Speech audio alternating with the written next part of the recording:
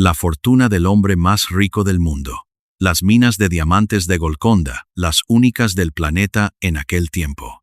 Joyas que hoy valdrían miles de millones de dólares. Y, en el centro exacto de todo aquello, una joven de poco más de 20 años, a la que llamaban una de las 10 mujeres más hermosas del mundo. Lo tenía todo. Palacios enteros para ella sola. Saris bordados con hilo de oro y pedrería.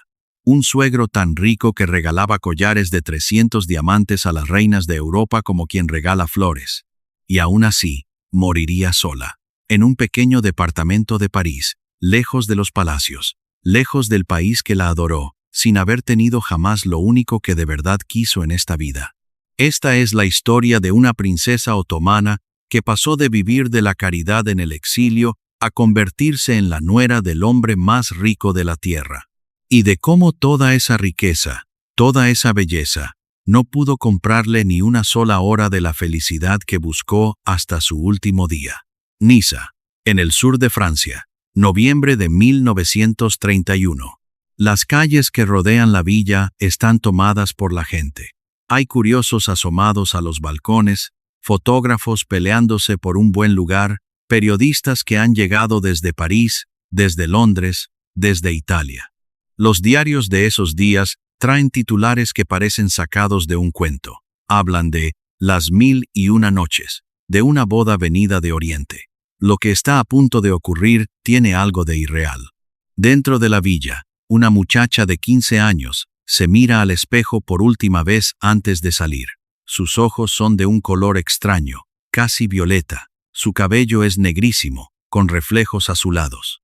Es tan hermosa que, años más tarde, un alto funcionario británico que llegó a conocerla diría que su sola presencia bastaba para quitarle el apetito a cualquier hombre, que era la criatura más bella que había visto en toda su vida. Pero hoy esa muchacha no piensa en su belleza. Piensa en el hombre al que está a punto de unir su destino para siempre. Un príncipe llegado desde la India. El segundo hijo de un soberano cuya fortuna no tiene comparación en el mundo entero. Hace apenas unos años, su familia no tenía casi nada. Eran nobles caídos, exiliados, refugiados que sobrevivían gracias a la ayuda de otros. Y de pronto el destino vino a buscarla con un anillo y la promesa de una corona. Esa misma tarde se casa, y pocos días después subirá a un barco que la llevará al otro extremo del mundo, a un país que no conoce, a una corte que ni imagina, a una vida que ninguna niña de cuento se habría atrevido a soñar. Lo tiene todo por delante. El mundo entero la envidia. Nadie en esa villa, ni siquiera ella misma, podía sospechar cómo iba a terminar todo aquello. Pero para entender cómo una niña refugiada, casi sin dote, acabó en el centro de semejante espectáculo, hay que volver atrás, hasta el principio, hasta una ciudad construida sobre 2 continentes, en el último suspiro de un imperio que estaba a punto de desaparecer. Estambul, 4 de enero de 1916. En el palacio de Göztepe nace una niña. Le ponen un nombre que significa flor de loto. Nilüfer. Nilüfer. A su alrededor, el mundo todavía parece eterno. Su madre, Adile Sultán, desciende directamente de la casa imperial otomana. Es nieta de un príncipe de sangre real. Su padre forma parte de la corte, un hombre de confianza del palacio. La pequeña Nilüfer abre los ojos rodeada de mármol, de sirvientes silenciosos, de jardines que bajan hasta el mar de Mármara. Es sangre de emperadores. El Imperio Otomano lleva más de 600 años existiendo. Ha gobernado 3 continentes. Ha hecho temblar a Europa. Para la gente de aquel tiempo, parece sencillamente imposible que algo tan antiguo y tan grande pueda caer. Y, sin embargo, en ese mismo instante, ya se está derrumbando. Europa entera está en llamas. Es la Primera Guerra Mundial, y el imperio en el que nace Nilüfer ha elegido el bando equivocado. Va a pagarlo con su propia existencia. La niña aún no ha aprendido a caminar cuando ya empieza a perderlo todo. Primero pierde a su padre. Apenas tiene 2 años cuando él muere. Crece sin un solo recuerdo de su rostro. Criada por una madre que pertenece a una dinastía que se apaga como una vela al final de la noche. Después, cuando la guerra termina, el imperio se desploma de verdad. Los vencedores se reparten sus territorios como quien reparte un botín. El sultán pierde su poder. Y pocos años más tarde, en 1924, la joven república que nace de aquellas cenizas toma una decisión brutal. La familia imperial otomana queda desterrada, para siempre. Les dan pocos días para hacer las maletas. Cuesta hacerse una idea de lo que significó aquello. Una familia que durante 6 siglos había mandado sobre millones de personas, expulsada de su propia tierra como si fueran delincuentes.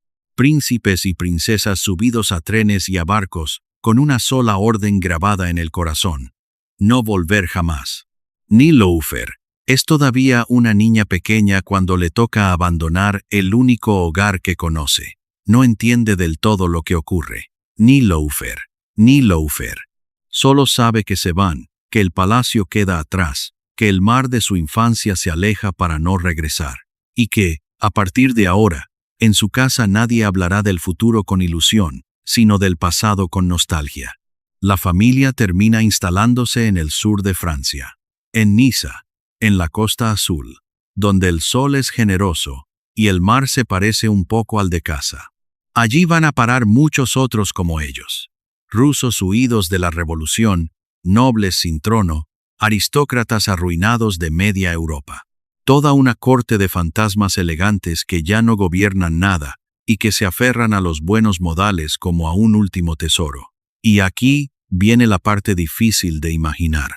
Porque Niloufer es princesa, sí, lleva sangre imperial, sí, pero no tiene dinero. La familia vive con estrecheces, dependiendo a veces de la ayuda de parientes y de viejos conocidos de la corte. Una princesa otomana que aprende, desde muy niña, una lección amarga, que un título no llena el estómago, que la grandeza puede transformarse en humillación de la noche a la mañana. Crece hermosa, refinada, hablando un francés impecable, educada como lo que es. Aprende a moverse en sociedad, a sonreír cuando toca, a esconder las grietas detrás de un gesto perfecto, pero por dentro carga con algo que no se borra nunca, la certeza de haber nacido para un mundo que ya no existe. Hay quien dice que el exilio es una forma silenciosa de duelo, que se llora no solo a las personas, sino a las casas, a las calles, a la vida que pudo haber sido. Niloufer creció dentro de ese duelo. Entry era una niña, pero ya sabía lo que significaba perder. En aquella casa de Niza se cuidaban las apariencias con un esmero casi doloroso. Los manteles seguían siendo de hilo, aunque hubiera que zurcirlos. Se hablaba francés y se recordaba el turco. Se contaban historias del palacio de Estambul, de los jardines junto al mar, de los días de gloria, mientras se medían los gastos de cada semana. Una grandeza de salón, sostenida a pulso, que escondía cuentas difíciles de cuadrar. La pequeña Niloufer aprendió pronto a sonreír hacia afuera y a callar lo demás. Aprendió que ser princesa, en aquel mundo nuevo, significaba sobre todo no quejarse nunca. Una lección que la acompañaría hasta el último día de su vida. La muchacha de los ojos violetas mira el mar de Niza y todavía no lo sabe, pero su vida está a punto de dar un giro que ni ella ni nadie habría podido prever. Porque, a miles de kilómetros de distancia, en el corazón de la India, un hombre fabulosamente rico está buscando algo muy concreto, y ese algo es, precisamente, una princesa otomana. ¿Desde dónde nos estás viendo? Cuéntanos en los comentarios. Nos encanta saber desde qué país nos siguen. Para entender lo que ocurrió después, hay que conocer al hombre que cambió por completo el destino de Niloufer, y para conocerlo, hay que hablar de una cantidad de dinero que cuesta creer.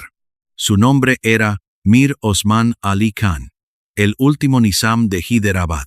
Hyderabad era un estado enorme, en el corazón de la India, casi del tamaño de un país europeo entero. Tenía su propio ejército, su propia moneda, hasta su propio aeropuerto, y su soberano, el nizam, no era un rico cualquiera. Era, sencillamente, el hombre más rico del mundo. no es una exageración de los cuentos. En febrero de 1937, la revista Time lo puso en su portada y lo describió con esas mismas palabras: el hombre más rico del planeta. Se calcula que su fortuna equivalía, en su mejor momento, a cerca del 2% de toda la economía de Estados Unidos. Trasladado a cifras de hoy, se habla de cientos de miles de millones de dólares. ¿De dónde salía tanta riqueza? De la tierra misma. El Nizam era dueño de las minas de Golconda, las únicas minas de diamantes del mundo durante siglos. De aquellas profundidades habían salido algunas de las piedras más legendarias de la historia, entre ellas el Koh-i-Noor, el diamante que hoy brilla en las joyas de la corona británica. Sus tesoros desafiaban la razón. Lingotes de oro contados por millones de libras, joyas tan abundantes que se guardaban en baúles, no en cajas, perlas a montones, esmeraldas que sumaban miles y miles de quilates. Y aquí está el detalle que vuelve a este hombre casi inverosímil. El hombre más rico del mundo era, en su vida diaria, un tacaño legendario. Vestía ropa vieja, a veces remendada. A las visitas les ofrecía un solo bizcocho y una taza de té, ni uno más. Cuentan que su habitación se limpiaba una sola vez al año. Dormía rodeado de un tesoro digno de un faraón, y vivía como un empleado modesto que cuida cada moneda. Pero cuando decidía impresionar, impresionaba al mundo entero. Años después, para la boda de la reina Isabel II de Inglaterra, le enviaría como regalo un collar con 300 diamantes. Un simple obsequio de cortesía. Ese collar todavía forma parte de las joyas de la realeza británica. Ese era el suegro que el destino le tenía reservado a la pequeña refugiada de Niza, y aquí surge la pregunta clave.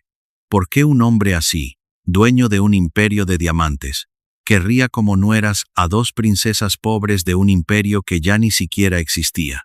La respuesta es astuta, casi política. El Nizam era musulmán y soñaba con elevar el prestigio de su dinastía ante todo el mundo islámico. Durante siglos, la familia imperial otomana había encarnado el liderazgo espiritual de los musulmanes. De ella salían los califas. Casar a sus hijos con princesas de esa sangre significaba unir su fortuna inmensa con el linaje más sagrado que existía. Era comprar, con dinero, algo que el dinero casi nunca alcanza: la gloria de la sangre antigua. Así que el Nizam puso los ojos en la familia otomana exiliada en Francia. Para su hijo mayor y heredero, Azam Jah, eligió a Durrushehbar, la hija del último califa. Una boda de estado, calculada hasta el último detalle. Y para su segundo hijo, Muazzam Jah, hacía falta una segunda novia otomana. Al principio, se barajó otro nombre, otra muchacha. Pero entonces, dentro de la familia, alguien tuvo una idea distinta. Tenían a una joven pariente de belleza deslumbrante, de 15 años, que necesitaba con urgencia un buen matrimonio que la rescatara de la pobreza del exilio. Esa joven era Niloufer. Hay que entender bien la escena, porque tiene algo de teatro. Para el segundo hijo del Nizam, se había pensado primero en otra joven de la familia, una muchacha llamada Mahpeiker. Todo parecía encaminado hacia ella, pero unos parientes de Niloufer, que la querían ver bien casada, decidieron jugar su propia carta. La arreglaron con esmero, la vistieron con sus mejores galas, la peinaron, la perfumaron, la prepararon como a una flor a punto de abrirse. Y entonces, casi como por casualidad, la hicieron entrar en la sala donde esperaba el príncipe indio. El efecto fue inmediato. Cuando Muazzam Jah levantó la vista y vio a aquella muchacha de ojos violetas, según se cuenta, se olvidó al instante de cualquier otra candidata. La otra joven, por hermosa que fuera, sencillamente no podía competir. El príncipe no tuvo ojos para nadie más.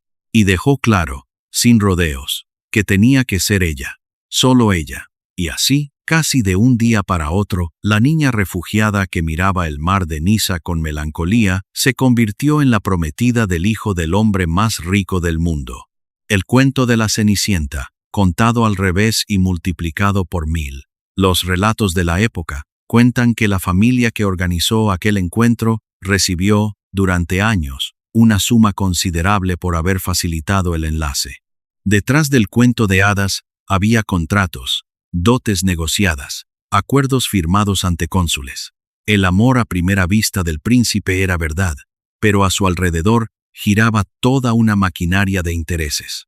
Para una muchacha de 15 años, sin embargo, lo único que importaba era una sola cosa: que de pronto el futuro volvía a existir.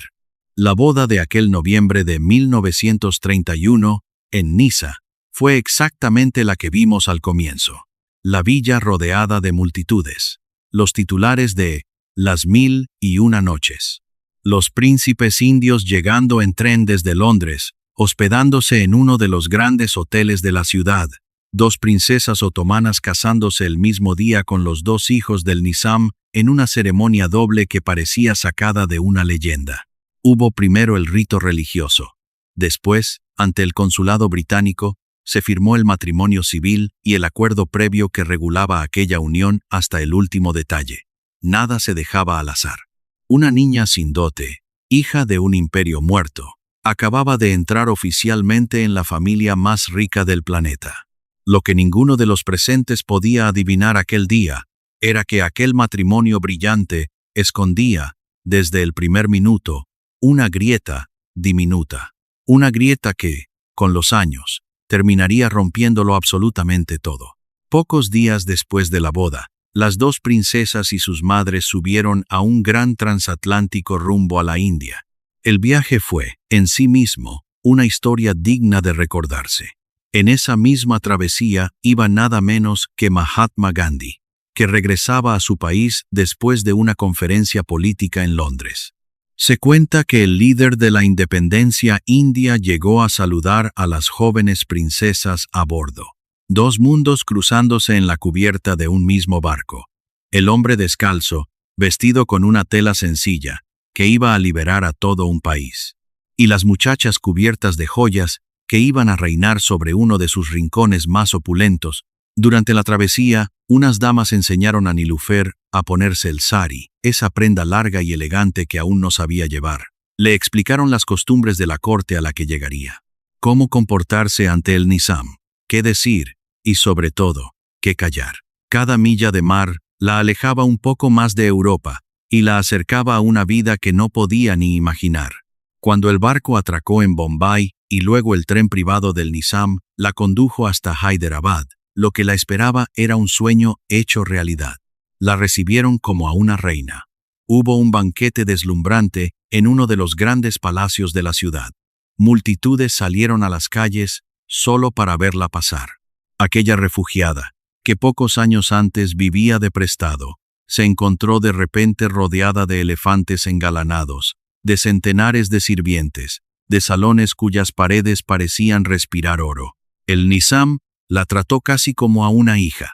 Ella lo llamaba padre. Él le tomó cariño desde el primer momento y la animó en todo lo que vendría después.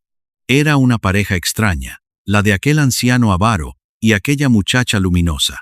Cuentan que el Nizam, que regateaba el azúcar de su propio té, hacía una excepción con ella.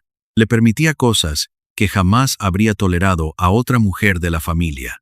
Cuando los más conservadores de la corte iban a quejarse de que la joven princesa salía sin velo, manejaba su propio automóvil o se reía demasiado alto en una fiesta, el viejo soberano los escuchaba en silencio y luego, con un gesto de la mano, los despachaba sin darles la razón. Veía en Nilufer algo que le faltaba a su propio mundo, encerrado entre tesoros y costumbres antiguas. Aire fresco, vida, una ventana abierta de par en par hacia un siglo nuevo que él mismo no terminaba de entender. Y ella, que había crecido sin padre, encontró en aquel anciano millonario y excéntrico una figura a la que respetar. Le hablaba con franqueza, sin la adulación temerosa con que todos se dirigían a él. Le contaba cosas de Europa, le describía París, le hacía preguntas que nadie más se atrevía a hacerle. En medio de una corte llena de cortesanos que solo querían su dinero, Nilufer era de las pocas personas que parecían quererlo a él. Esa confianza, ganada despacio, año tras año, sería un día la llave de la obra más importante de su vida. Y Moazzam Jah, su esposo, estaba locamente enamorado. La mandaba retratar una y otra vez. La hacía fotografiar por los mejores. Quería tener su rostro en cada habitación, en cada rincón, como si en el fondo temiera que tanta belleza pudiera escapársele entre los dedos. Pero detrás del deslumbramiento, había una muchacha de 16 años en un mundo que no entendía.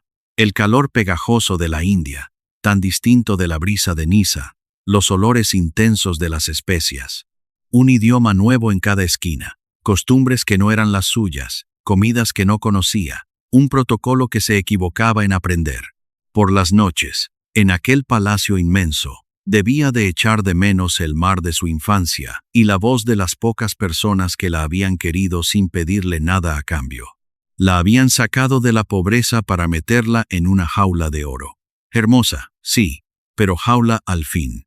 Nilüfer tenía 16 años. Tenía palacios, joyas sin fin, un marido rendido a sus pies y el afecto del hombre más rico del mundo. Parecía, sin duda, el final feliz de un cuento. Pero los cuentos terminan en la boda. La vida, en cambio, sigue. Y lo que la vida le tenía guardado a Nilüfer estaba muy lejos de parecerse a un final feliz. En Hyderabad, Nilüfer no tardó en convertirse en mucho más que una princesa hermosa. Se transformó, casi sin proponérselo, en una pequeña revolución con forma de mujer. Para entenderlo, hay que conocer la corte a la que llegó. Las mujeres de la familia real vivían recluidas, detrás del velo, en la zona del palacio reservada solo a ellas, lo que allí llamaban el cenana. No aparecían en público, no se las veía en celebraciones ni en actos oficiales. Su honor consistía, justamente, en permanecer invisibles. Nilüfer rompió todas esas reglas, una tras otra. Salía del palacio cuando le venía en gana. Asistía a actos públicos, a inauguraciones, a fiestas que se alargaban hasta el amanecer. Se dejaba ver con el rostro descubierto, sin velo. Se sentaba al volante de un automóvil y manejaba ella misma por las calles de la ciudad.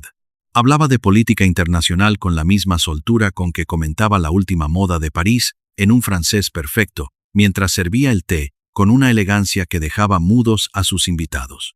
Para la sociedad de Hyderabad, todo aquello resultaba escandaloso y fascinante al mismo tiempo. Ninguna dama de la familia real había hecho jamás nada parecido. Y poco a poco, sin buscarlo, Nilüfer se fue convirtiendo en un símbolo, en la prueba viviente de que una mujer podía ser moderna, libre, visible y seguir siendo una princesa. No todos lo veían con buenos ojos. Dentro del propio palacio había quienes desaprobaban su estilo de vida, sus salidas nocturnas, su manera desenfadada de moverse por el mundo. Su suegra, dicen, no terminaba de aceptar a aquella nuera tan moderna, pero a Nilüfer le importaba poco. Había crecido perdiéndolo todo. No estaba dispuesta a perder también su libertad. Y luego estaba su belleza, esa belleza de la que el mundo entero empezó a hablar. La retrataban los grandes fotógrafos de la época. Aparecía en las portadas de las revistas internacionales. La llamaban el Kohinoor de Hyderabad, comparándola con el diamante más famoso de su suegro. La incluyeron en las listas de las 10 mujeres más hermosas del mundo. Era alta, mucho más alta que la mayoría de las mujeres de su tiempo, varios centímetros más que su propio marido, y esa estatura solo añadía fuerza a su presencia magnética. Como si la naturaleza no le hubiera dado ya bastante, Nilüfer tenía además un talento propio. Diseñaba sus propios saris. Mezclaba la tradición de la India con el gusto refinado de Europa. Elegía tonos pastel, telas vaporosas, bordados de lentejuelas y pedrería que nadie había visto antes por aquellas tierras. Convertía cada aparición pública en una pequeña obra de arte ambulante. Décadas más tarde, decenas de aquellos saris terminarían guardados en un museo de Nueva York, estudiados como auténticas piezas de colección. La envidiaban, la admiraban, la copiaban. Para entender hasta qué punto era extraordinaria, basta con imaginar una de aquellas veladas en Hyderabad. Un gran salón iluminado por arañas de cristal, lleno de oficiales británicos de uniforme, de altos funcionarios, de nobles indios cubiertos de joyas, de damas europeas de visita. En aquel mundo, las mujeres de la familia real simplemente no estaban. Vivían encerradas, invisibles, detrás del velo. Su ausencia era la norma, lo natural, lo que nadie se cuestionaba. Y entonces se abría una puerta y entraba ella. Niloufer cruzaba el salón con el rostro descubierto, alta, erguida, envuelta en uno de aquellos saris vaporosos que ella misma había diseñado. Saludaba en un francés impecable. Pasaba del inglés al francés sin esfuerzo. Comentaba la última noticia llegada de Europa. Dejaba caer una observación ingeniosa que hacía reír a todo un corro de invitados. Servía el té con una elegancia estudiada y al mismo tiempo natural. Y en aquel salón durante unas horas dejaba de existir la frontera entre Oriente y Occidente, entre lo antiguo y lo moderno, entre la mujer escondida y la mujer libre. Los oficiales británicos, acostumbrados a no ver jamás el rostro de una princesa india, no salían de su asombro. Las damas europeas la estudiaban de arriba a abajo, buscando el defecto que no encontraban, y los nobles más tradicionales de Hyderabad la miraban con una mezcla de fascinación y de escándalo, sin saber si estaban ante una afrenta a sus costumbres o ante el futuro inevitable de su propio mundo. Ella lo sabía. Sabía perfectamente el efecto que causaba. Y lo usaba, no por pura vanidad, sino como una forma silenciosa de afirmar quién era. Cada aparición pública sin velo, cada vez que se ponía al volante de su automóvil, cada conversación de política internacional sostenida de igual a igual con un hombre, era una pequeña declaración.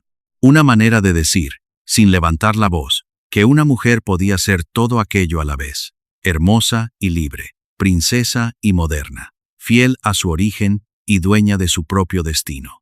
Era el centro de un mundo que la adoraba. Y no estaba sola en aquella aventura. En todo aquello, tenía una compañera de excepción, su prima Durru Shevar, que había cruzado el mar con ella y se había casado con el hijo mayor del Nizam. Las dos princesas otomanas, las dos hermosas, las dos modernas, recorrían juntas las pasarelas de París y de Londres, asistían a los mismos desfiles, marcaban tendencia allá por donde pasaban, eran inseparables. Habían perdido juntas un imperio, y habían ganado juntas otro, pero el destino, que las había traído de la mano, iba a separarlas de la forma más cruel. Vista desde fuera, su vida era sencillamente perfecta, la princesa más bella, la más libre, la más rica, la mujer que parecía haberlo recibido todo de la vida, pero quienes la trataban de cerca empezaron a notar algo extraño, una sombra, una tristeza que asomaba a sus ojos en los momentos en que creía que nadie la observaba. Una nube que cruzaba su rostro en mitad de una fiesta y desaparecía enseguida. Porque pasaban los años, y había una sola cosa que Niloufer deseaba más que ninguna joya, más que cualquier palacio, más que toda la admiración del planeta. Y esa cosa no llegaba.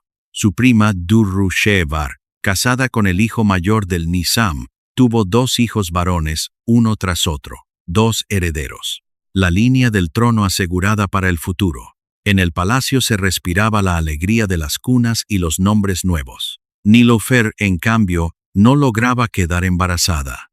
Al principio fue una preocupación callada, susurrada entre médicos y damas de confianza. Después, se convirtió en una angustia que no la dejaba dormir.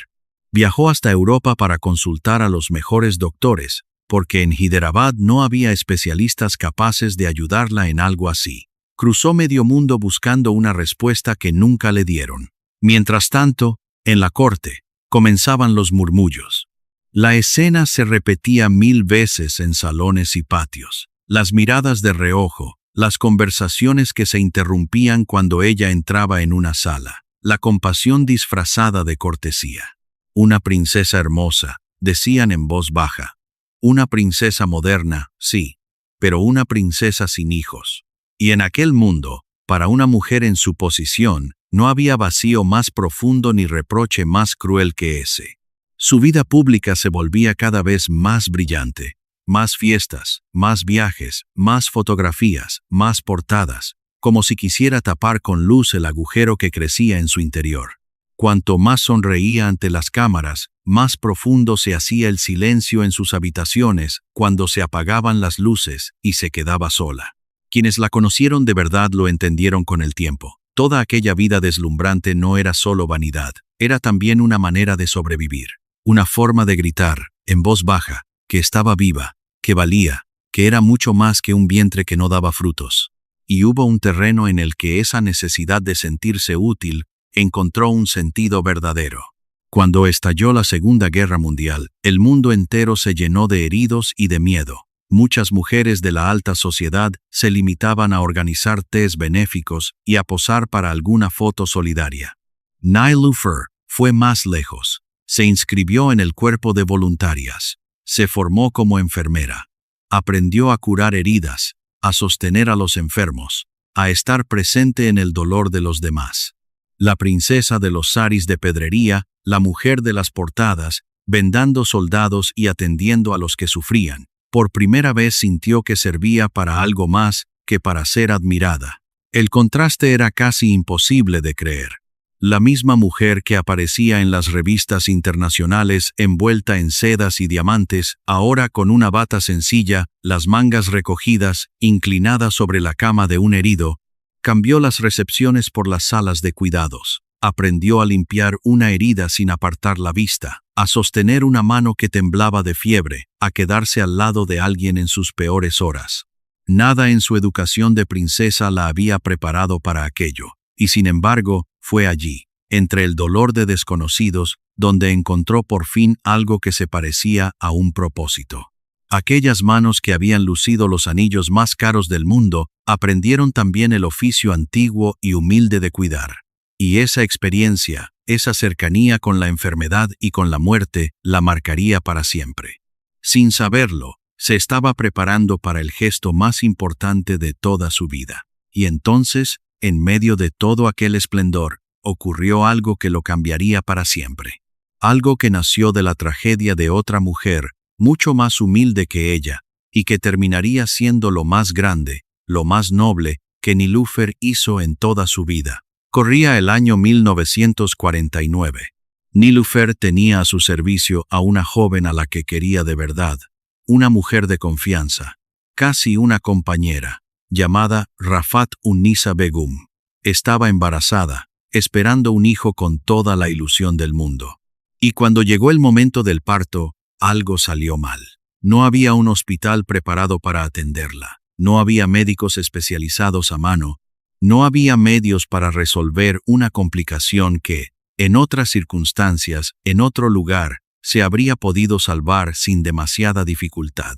La joven murió, dando a luz, por falta de atención médica. Para Niloufer, la noticia fue un golpe devastador. No solo había perdido a alguien a quien apreciaba de corazón, es que había visto, con sus propios ojos y dentro de su propia casa, lo que ni siquiera la fortuna del hombre más rico del mundo estaba evitando, que mujeres humildes murieran al traer un hijo al mundo, sencillamente porque nadie les ofrecía un lugar digno y seguro para hacerlo. Y aquí está lo más desgarrador de toda esta historia. Niloufer, la mujer que no podía tener hijos, la que habría dado todos sus diamantes por un solo embarazo, decidió que ninguna otra madre volvería a morir. Así, si estaba en su mano evitarlo, fue a ver a su suegro, al hombre más rico del mundo, al que llamaba padre, y, según se cuenta, no le pidió joyas, ni viajes, ni caprichos. Le habló de aquella muerte, del horror de ver morir a una mujer joven por algo que se podía evitar, de las miles de madres pobres de Hyderabad que parían en sus casas, sin médicos, sin medios, jugándose la vida cada vez. Le dijo que con una parte mínima de su fortuna podía hacer que eso dejara de ocurrir. El Nizam, aquel anciano frugal que ofrecía un solo bizcocho a sus visitas, escuchó a su nuera, y esta vez abrió la mano.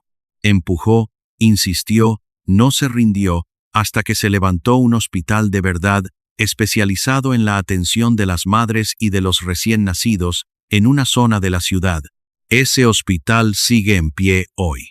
Lleva su nombre.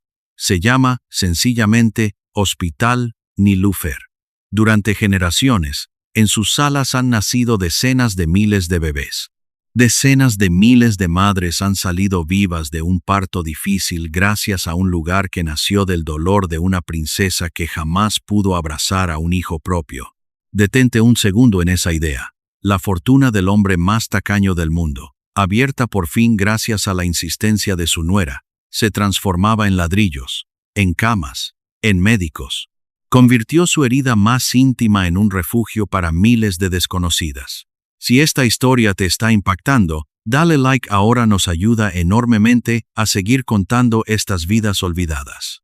Mientras Nilüfer transformaba su tristeza personal en algo que salvaría vidas, a su alrededor el mundo entero empezaba a temblar, porque aquel imperio de diamantes, ese reino de cuento en el que había entrado siendo una niña, tenía los días contados. Los hechos son estos. En 1947, la India consiguió por fin su independencia. El dominio británico, que había durado casi 2 siglos, llegó a su fin, y el inmenso subcontinente tuvo que reorganizarse por completo. Los cientos de estados principescos que existían, gobernados por reyes y soberanos como el Nizam, se enfrentaron a una decisión inevitable: integrarse en la nueva India o desaparecer. El Nizam de Hyderabad no quiso ceder. Soñaba con seguir siendo un soberano independiente, dueño absoluto de su propio reino, como lo había sido toda su vida. Se resistió, negoció, ganó tiempo. Confió en que su fortuna y su prestigio bastarían para salvarlo. Durante meses, Hyderabad vivió en una tensión creciente. Había milicias armadas que defendían la independencia. Había bloqueos, miedo, desorden. El joven gobierno de la India, recién nacido, no estaba dispuesto a permitir un reino independiente clavado en mitad de su territorio. La negociación se agotó, y al final hablaron las armas. La operación militar duró apenas unos días, rápida, contundente. En septiembre de 1948, el ejército de la India entró en Hyderabad y, en poco más de una semana, todo había terminado. El reino del hombre más rico del mundo dejó de existir como territorio independiente y quedó absorbido por la India. El Nizam tuvo que rendirse y aceptar, de allí en adelante, un papel mucho más pequeño y silencioso. Una época entera se apagaba. La era de los Marajás, de los palacios infinitos, de las fortunas sin límite, llegaba a su fin. El mundo que había recibido a Nilüfer con elefantes y banquetes se disolvía ante sus ojos como un espejismo en el desierto. Nilüfer no estaba allí cuando todo se vino abajo. Viajaba por Europa junto a su marido cuando ocurrió la anexión, y tomó entonces una decisión que diría mucho de cómo se sentía ya por dentro. En lugar de regresar a aquel mundo que se hundía, prefirió quedarse en el viejo continente. Algo le decía que en Hyderabad ya no le esperaba nada bueno.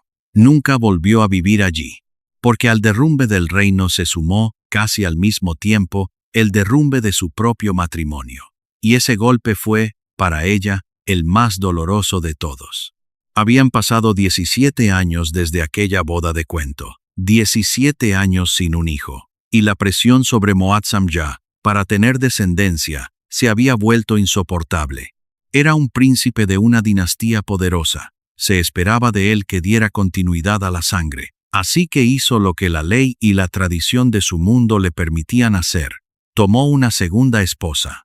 Se llamaba Razia Begum. Era hija de una familia aristocrática de la región, y muy pronto le dio a Muazzam lo que Nilüfer nunca había podido darle: 3 hijas en apenas 4 años. Aquello debió de ser para ella un golpe difícil de medir. La mujer más hermosa del mundo, la princesa moderna que rompía todas las reglas, veía cómo su esposo formaba una nueva familia con otra mujer bajo el mismo techo de su mundo. Veía nacer, una tras otra, a las niñas que ella nunca pudo tener, no por falta de amor, no por falta de deseo, sino por una herida silenciosa del cuerpo que ninguna fortuna del planeta logró curar. Y había en ello un detalle especialmente cruel. No fue un abandono lejano, una ruptura limpia que le permitiera marcharse y empezar otra vida en otra parte. Durante un tiempo, La segunda esposa y sus hijas formaban parte del mismo entorno, del mismo palacio, del mismo círculo del que Nilüfer seguía siendo, en teoría, la princesa principal. Cada llanto de bebé que cruzaba un patio, cada cuna nueva, cada celebración por el nacimiento de una niña, todo aquello debía de llegarle como un eco constante de lo que el destino le había negado. Ella tuvo que recurrir, como nunca antes, a la vieja lección de su infancia: mantener la compostura, no dar un espectáculo, comportarse como la princesa digna que todos esperaban ver, mientras por dentro asistía al derrumbe de lo único que de verdad le importaba, no el reino, que también se hundía, no los palacios, que cambiarían de dueño, sino la promesa de una familia propia, de unos hijos a los que abrazar, de un amor que fuera solo suyo. La grieta diminuta que había aparecido el día de la boda se había abierto del todo. Ya no había forma de cerrarla. Nilüfer se marchó a Francia, junto a su madre, y allí, lejos de los palacios, lejos de las cámaras, esperó en silencio a que terminara de morir lo que en realidad ya estaba muerto. El divorcio llegó en 1952. 21 años después de aquella boda deslumbrante en Niza, el matrimonio se rompía de manera oficial. La nuera del hombre más rico del mundo dejaba de serlo. El cuento de hadas terminaba, y no con un beso, sino con la firma fría de unos papeles. Recibió una compensación importante por aquel divorcio, una suma con la que habría podido vivir el resto de sus días en el lujo más absoluto, comprándose cuanto se le antojara, sin dar jamás un golpe. ¿Y saben qué hizo con buena parte de ese dinero? Lo entregó a las madres y a los niños de Hyderabad, a esa misma ciudad que la veía marchar. Buena parte de lo que recibió fue a parar a su obra, a su hospital, a las mujeres humildes de un país que ya no era el suyo. La princesa rechazada devolvió, en forma de vidas salvadas, lo que la propia vida le había negado a ella. Pero ni todo el oro del mundo podía llenar el vacío que llevaba dentro. Y ahora, además de no tener hijos, ya no tenía marido, ni reino, ni el mundo deslumbrante que la había hecho famosa. A los 36 años, Nilüfer empezaba de nuevo, desde cero, sola. La nueva vida de Nilüfer transcurrió entre Francia y los círculos de la antigua nobleza europea. En la Costa Azul y en París se reunían los exiliados de medio mundo, reyes sin trono, grandes duques rusos que habían huido de la revolución, aristócratas de toda Europa, que vivían de sus recuerdos y de lo poco que les quedaba. Nilüfer encajaba a la perfección en aquel mundo de esplendores apagados, porque ella misma era una de ellos desde niña. Seguía siendo una mujer deslumbrante. La belleza no la había abandonado con los años. Su fama, tampoco. Le llegaron incluso, según se cuenta, ofertas para trabajar en el cine de Hollywood, que rechazó sin pensarlo demasiado. No quería ser una estrella de la pantalla. No buscaba más fama. Buscaba justo lo contrario, un poco de la paz que nunca había tenido. Mantenía una vida social intensa. La invitaban a todas partes. En las fiestas continuaba siendo el centro de atención, la mujer elegante de ojos violetas que conversaba de cualquier tema con gracia y con inteligencia. Quienes la trataron en aquellos años recuerdan a una anfitriona perfecta, encantadora, culta, capaz de hacer sentir a cualquiera como en su propia casa. Pero recuerdan también otra cosa, más callada. Una mujer que, por debajo de toda aquella elegancia, cargaba con una soledad muy antigua. La soledad de quien fue adorada por millones de desconocidos y, sin embargo, regresaba cada noche a una casa vacía.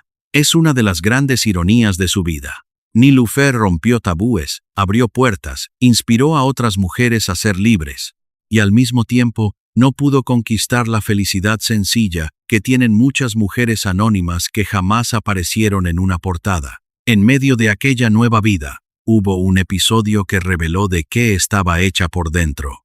Su prima Durrushehvar, aquella con la que había cruzado el mar siendo una niña, acudió a ella con una petición desesperada. El padre de Durrushehvar, el último califa otomano, había muerto años atrás en el exilio, y su cuerpo seguía sin sepultura digna, porque Turquía se negaba a permitir que regresara a la tierra que un día había gobernado, un emperador sin tumba, un símbolo de todo lo que aquella familia había perdido. Nilüfer no dudó.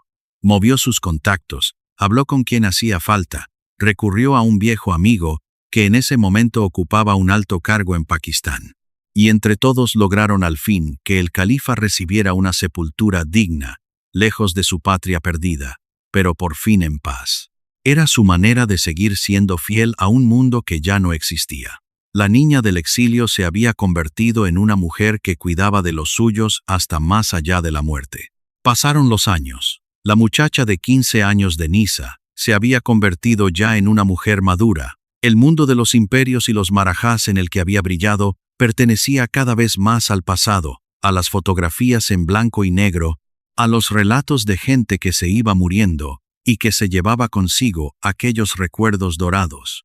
Y entonces, cuando ya casi nadie lo esperaba, Nilüfer hizo de nuevo algo que escandalizó a quienes la rodeaban, algo que, para una mujer de su origen y de su tiempo, resultaba casi impensable. Volvió a casarse.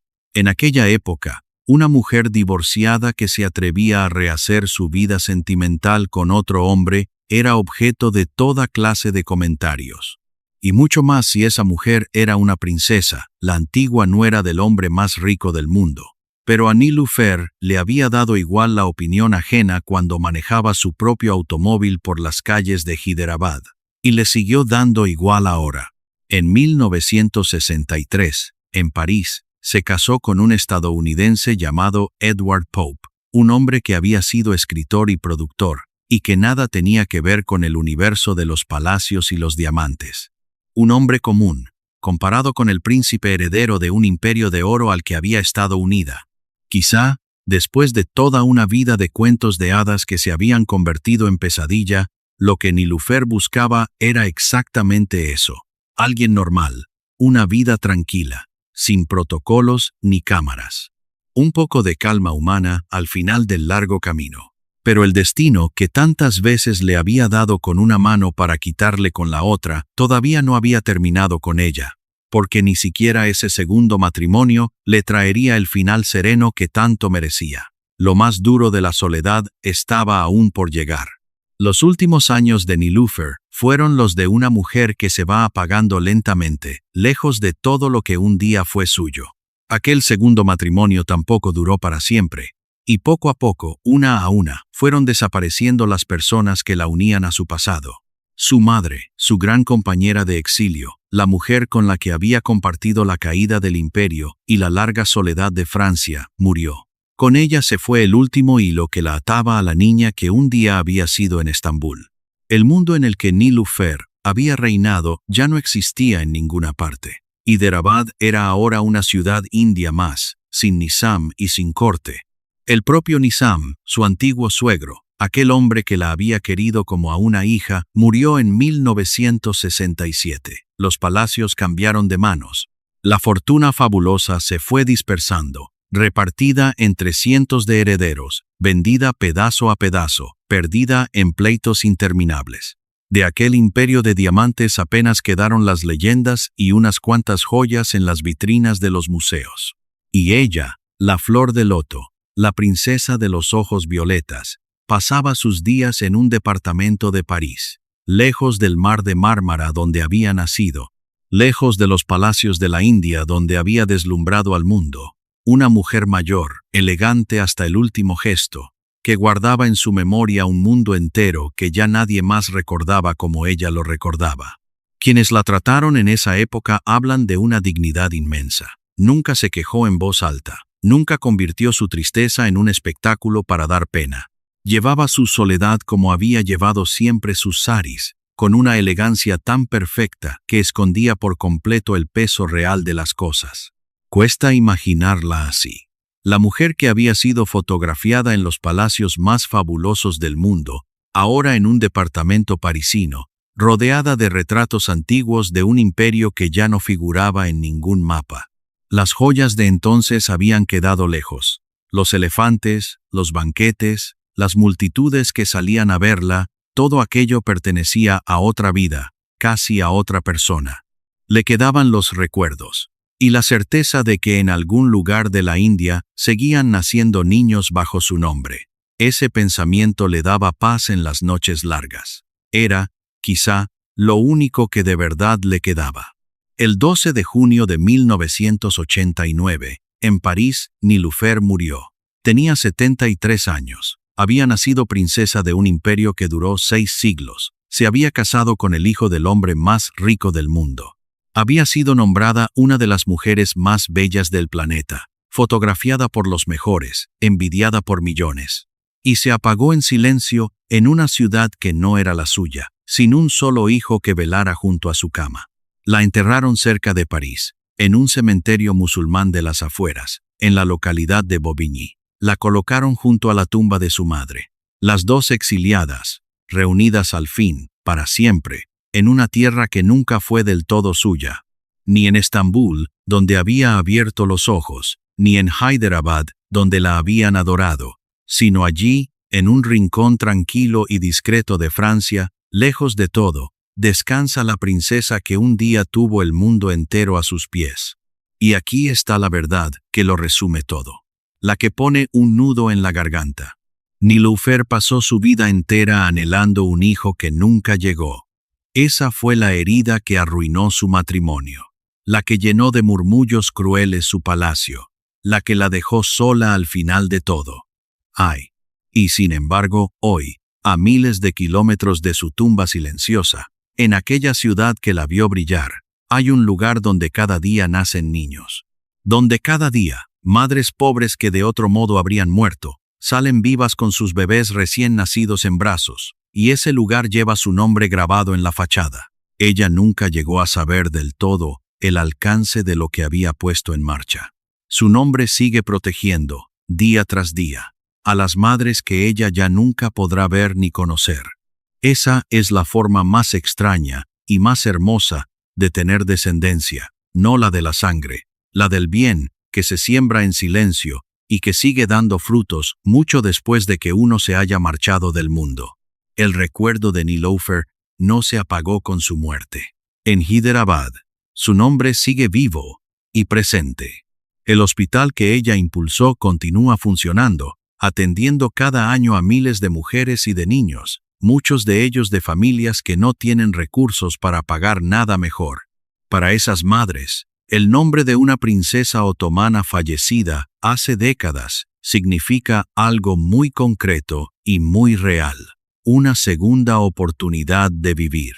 En Nueva York, decenas de los saris que ella misma diseñó se conservan en una prestigiosa institución dedicada a la moda, estudiados como verdaderas obras de arte. Aquellas telas vaporosas, de tonos suaves y bordados imposibles, que unían con tanta gracia Oriente y Occidente, sobreviven a la mujer que las soñó.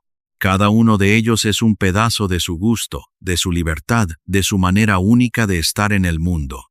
Y en las viejas fotografías, esas que todavía circulan de mano en mano y de pantalla en pantalla, Niloufer sigue siendo lo que siempre fue, una belleza serena, unos ojos extraños y profundos, una sonrisa que parece guardar, para siempre, un secreto que nunca contó del todo. Si lo piensas bien, su vida fue una de las grandes paradojas que puede ofrecer la historia. Nació con la sangre más alta y creció en la pobreza del exilio.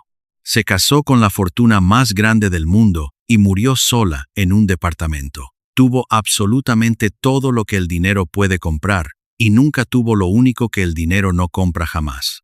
Su historia nos deja una pregunta incómoda, de esas que se quedan dando vueltas en la cabeza mucho después de apagar la pantalla. ¿Cuántas veces confundimos tenerlo todo con ser felices? ¿Cuántas personas envidiamos por su riqueza, su belleza, su éxito aparente, sin tener ni idea de qué se está rompiendo en silencio detrás de esas sonrisas perfectas? Niloufer lo tuvo todo a los ojos del mundo, y se pasó la vida buscando una sola cosa sencilla que jamás logró encontrar.